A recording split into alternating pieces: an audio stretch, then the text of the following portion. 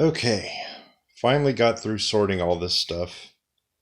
This side here was the Snapcaster Mage box, and this over here was the uh, Thousand Year Storm box.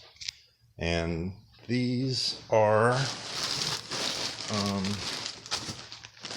bunch of Beanie Babies that my sister gave me in the middle of this project. So, I wonder if we can get those in focus. Yeah, I I was telling her about this thing I was doing last night, and she's like, "Well, I'm liquidating all my Beanie Babies," and I'm like, "I love Beanie Babies," and I do love Beanie Babies. They're adorable and they're well made. They're nice. They kind of jump the shark, but anyway, that's all a different discussion. But yeah, so I have a position in Beanie Babies now, but I want to show you the winners. So here we go. All right. So, which is obviously, which is the winner? Obviously, it's this side. It was the Thousand Year Storm box. So, if that was your guess, good job. Got Snapcaster Mage. Thousand Year Storm box had a lot of oddities with it. One of which is the worst magic card ever printed. Break open for 1 red mana and 1 other. Turn target face down creature and opponent controls face up, which can only benefit them from all the cards that have been printed thus far that have like morph or anything like that. So this is actually the worst magic card ever printed. I read an article about it, and after I read the article, I was like, I agree. So anyway, there's that. This box also had some weird stuff. Like, so these guys apparently just use change. There's like a couple bucks in change that they were using as tokens. That was strange. They have an unopened, I guess, international. Yeah, it's the international collection. So somewhere, I guess, is who's Mao's friend? Anyway, the two Chinese like type characters. This was, as I recall, a white blue deck that had the really pretty Asian planeswalker, and this is obviously the doggo who goes in a red green deck with the other guy. So anyway, they'd never opened it, and I don't know if I'm going to either. I always kind of wanted this set, but by reputation, all the cards in it were kind of hot garbage. They just weren't very well built. But anyway, let's break down these a little bit, take a look. So over here, okay, so we got the Thousand Year Storm box. So these are all the rares and uncommons of note. So let's look through the uncommons real quick. I think some of these are worth, a little bit. Commons and uncommons. Shadowborn Apostle.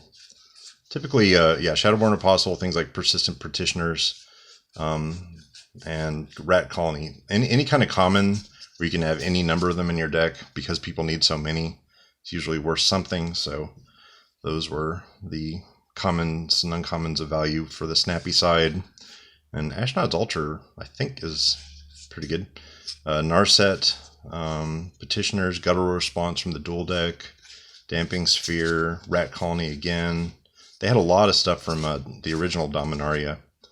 Pyromancer, Appetite for Brains, some Trilands, Swords to Plowshares. Terramander was worth a little something at one point. I don't know if he still is. More Petitioners. So some interesting stuff there, but I will show you what we had in the losers pile. I mean, obviously Snapcaster Mage may be the most valuable single card we got, but overall there was not a ton of rares compared to the other box. And some of these I'm rifling through, could be worth way more than I realize. I know Boris Reckoner, that back in the day, it was like a $16 card. And we got a lot of like promos. Also, I discovered at one point that the folks I got this collection from almost certainly bought one of my command packs, like a repack thing I did for the store, because of the way the tokens, there were a bunch of variety of tokens that were laid out exactly how I would have done it in a command pack. So some of these cards that I've received, nice Rebecca Gay art, are almost certainly cards I've owned before. which is really weird, but that's how. Oh yeah, by the way, Kozilek, that's a nice hit. Drowned Catacombs, Woodland Cemetery, so Assassin's Trophy, not bad. You know, certainly nothing to sneeze at. But this pile, good lord. And this isn't even counting any of this stuff we already looked at in the first few videos. Like, this is just the stuff from those 2 boxes. So, 1000-Year Storm. Yeah, just an insane amount of rares. Most of them, of course, bulk. After I film this video, I'm going to be going to beaniebaby.com, Card Kingdom to sell off the bulk, and then whatever is like ultra bulk or whatever they're topped out on, I'm going to start using this was interesting, a little time shifted purple rarity icon. You don't see that very often.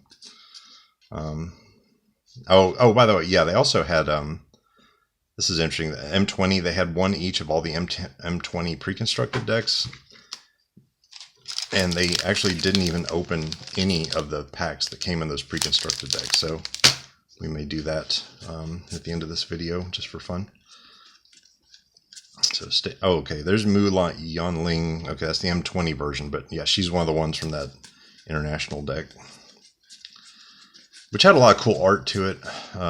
So I'll probably put those 2 decks in my notebooks. Yeah, Woodland Cemetery, nice. Little buddy land there. But I mean, we have mythics, mythics and rares both in the same pile. So there's a mythic, got a Krenko.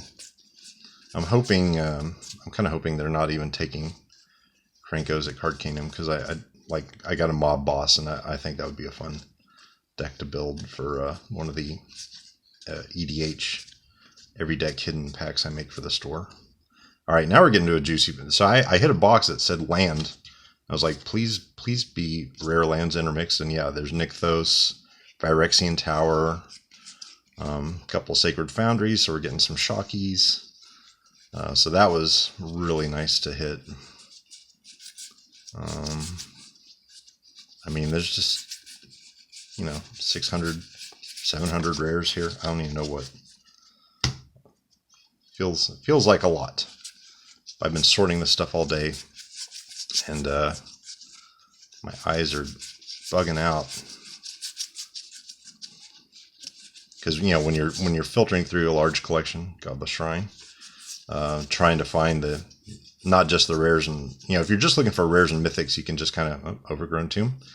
You can just kind of like flip the stack and just look at the icons, and it goes by quicker because you're just looking for gold. You're panning for gold. But if you're also trying to find, commons and uncommons, where you're just looking at the icons that have value, like I would have missed all these cards of value if I'd just done that. So, you got to really use every part of that buffalo. Trying to raise some money to buy one of my Creepy Rudy 6.9 year anniversary kits, and hopefully this will get me there. But if there's any that spills over beyond that, I don't know. It's like, do I get a second 6.9 year anniversary kit, or do I don't know, pay my property tax? It's like decisions. There's a nice another mythic. I mean, there's just a lot of stuff. Oh yeah, and by the way, they had a ton of War of the Spark. Like as I've got all these rares here, but nice little foil Jace. There's also, I have a lot of uncommon, common Planeswalkers. I guess, were they common? I guess they're all uncommon. Anyway, I've got a lot of those that I can add into the decks I'm going to build. I think I also have a full playset of Legion War Boss, so hopefully he's worth a little something. And a lot of these dual deck series that are, or from dual decks I hadn't bought.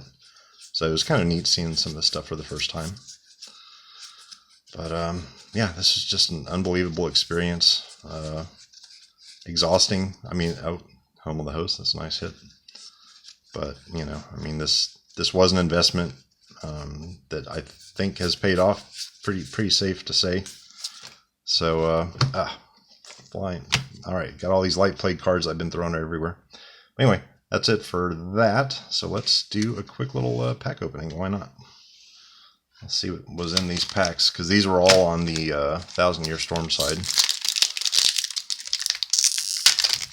Alright. I could keep it a sealed product, but why? Alright, come on. Alright, so looks like we have Temple of Epiphany, another nice land. So it looks like we have a, these are all English, printed in the United States, so the rares will be at the back.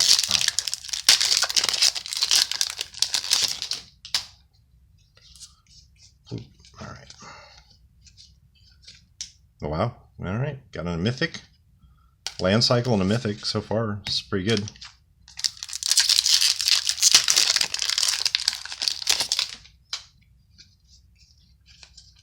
Okay. Oh, Chandra rare. It's cute. Land Cycle, a Mythic, and a Planeswalker. Generally nice things to see.